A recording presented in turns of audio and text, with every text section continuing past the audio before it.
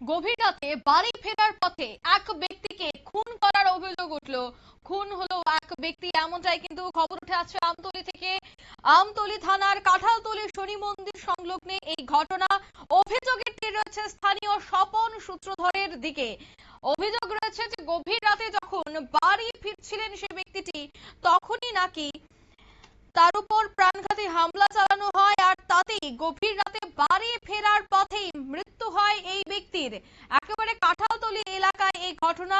সমীর দাসের সাথে বিবাদ চলছিল সেই এলাকার স্বপন সূত্রধর ওরফে সম্পাদ, আর সেই সূত্রতার জেরেই নাকি এই হত্যাকাণ্ড, এমনটাই কিন্তু অভিযোগ। ইতিমধ্যেই অভিযোগ মূলে অভিযুক্ত স্বপন সূত্রধর সমীর দাসকে স্কুটি থেকে নামিয়ে ধারালো অস্ত্র দিয়ে আঘাত করে বলেও কিন্তু অভিযোগ। ঘটনাস্থলেই প্রাণ হারায় সমীর দাস।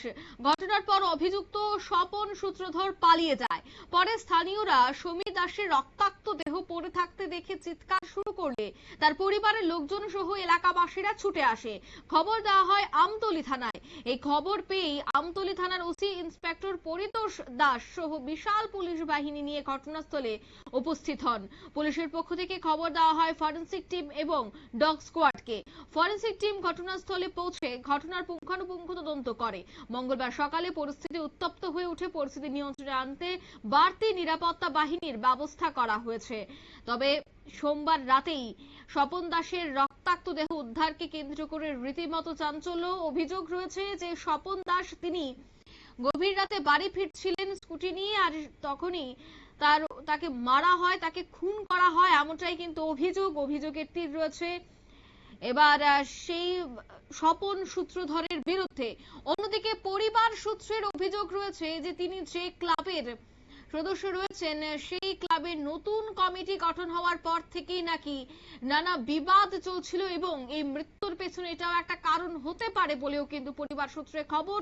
প্রথমেই শোনাবো পরিবার পরিজনের বক্তব্য। ঘটনা তো আমার বাইর লোক অনেক আগে থেকে তার আরেকবার ওই মুতর স্কুটির ভিতরে রেলে করতো ওই সোপ্পা সূত্রধর।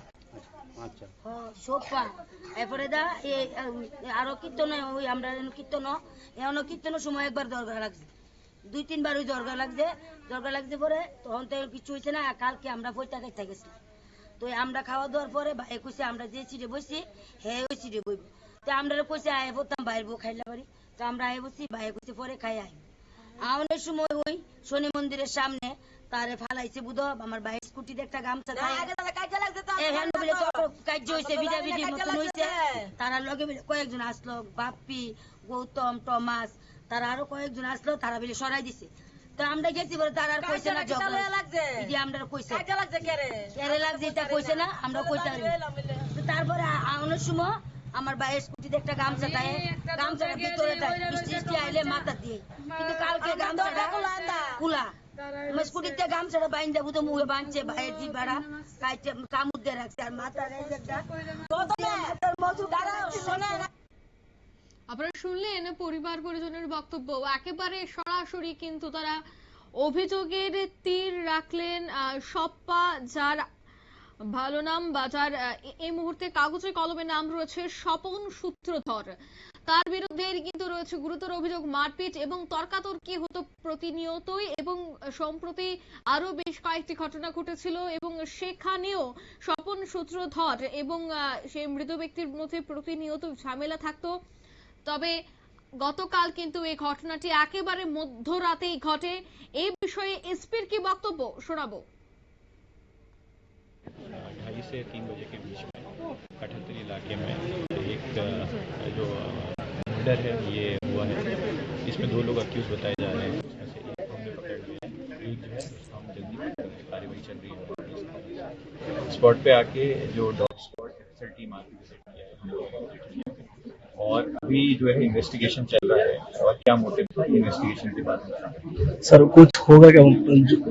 पब्लिक भी ज्यादा है, पब्लिक सेंटिमेंट में तो हमें कलीग से भी बात करी है कि पुलिस जो है पुलिस का काम करेगी और एविडेंस हम कलेक्ट कर रहे हैं और कोई भी अपने हाथ में लॉ को ना ले, है ना, उसके लिए पुलिस है और पूरा एक सेटअप है। सभी से हमने रिक्वेस्ट भी करी है, लोकल लीडर से भी बात करी है और आपके माध्यम से भी हम सभी को अनुरोध करते हैं कि पुलिस जो है वो कार्यवाही कर रही है, प्रोफेशनली कार्यवाही कर रही है। सर किस चीज से मारा गया है, उसको कुछ ये बरामद हुआ है? ये बरामदगी अभी नहीं हुई है, जो अक्यूज है उसको जो है अभी हम क्लोज ऑन उसके।